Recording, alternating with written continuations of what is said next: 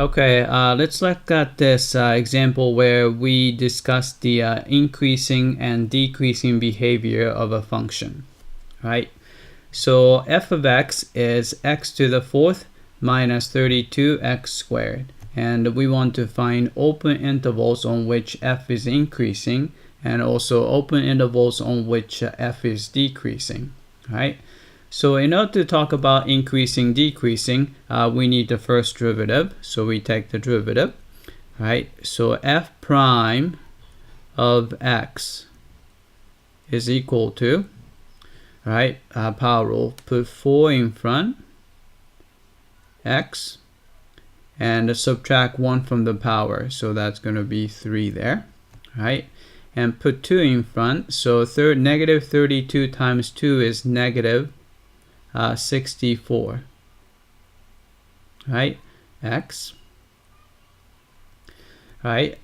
Before we set this equal to 0 to find critical numbers, we should probably factor out. So 4x is in common, so I'll pull 4x out.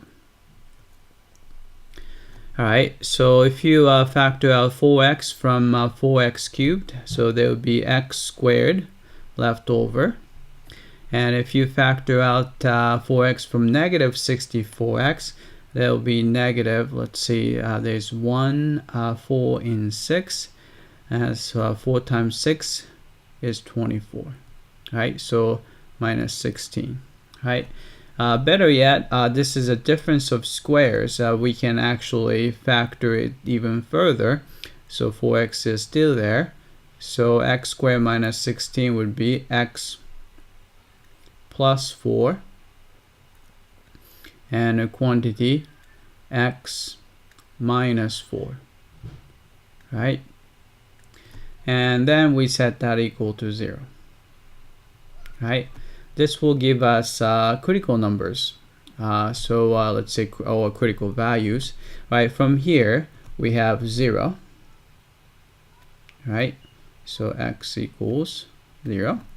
And plus or minus 4, so plus or minus 4, right? So those are critical values. All right, so let's do a number line here. So draw a number line, right? So here's x, so this is x-axis basically. So we have a 0 in the middle.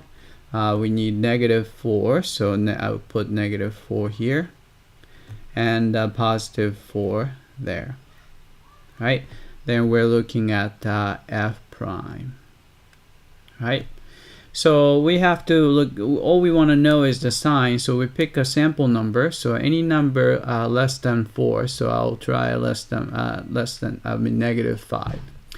All right, so if you plug in negative 5 here, so that's going to be, let's see, so that's going to be negative, right? Negative 5 plus 4 is still negative, right? And a negative 5 minus 4 is negative, right? So negative times negative times negative is going to be negative, right? So I'll put a negative sign here, right? And if, let's try between negative 4 and 0. So if you type in, plug in, maybe try negative 1, right? Then you see that if you plug in negative 1, you see that this is going to be negative, right? And this is going to be positive, negative 1 plus 4, right? Negative 1 minus 4, that's negative, right? So that's negative times positive times negative, so that's going to be positive, right? So you can do that. All right, and we can try anything between 0 and 4. I'll try 1, right? Then you see that this is going to be positive. 1 plus 4 is still positive. 1 minus 4 is negative. So positive, positive, negative is going to be negative. Right? So f of 1 is negative. Oh, sorry, f, or we're looking at the f prime, sorry. Right, so f prime of anything bigger than 4, so I'll try 5. Right, you see that that's positive, this is positive, that's positive, so everyone's positive, so therefore we have a positive here.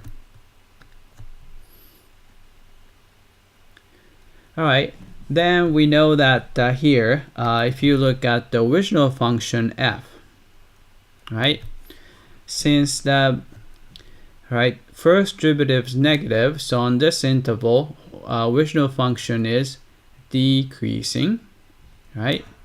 Here, which derivative is positive, so it's going to be increasing. Here, decreasing. Right? Here, it's increasing. Right? So therefore, we can write down the answer. So maybe I'll say right here.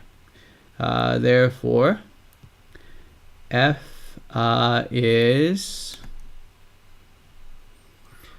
increasing on, right?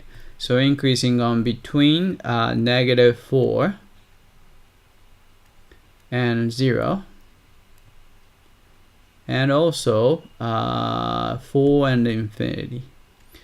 4 and all the way to positive infinity. Right? And f is decreasing on, right, from negative infinity to -4. Right? And also between 0 and 4. Right? So that's that. Right? So this is the answer to the question. Alright? So it's pretty simple. So if you want to discuss the increasing, decreasing of the behavior, we need to examine the first derivative. Right? That's it. I hope that this was clear.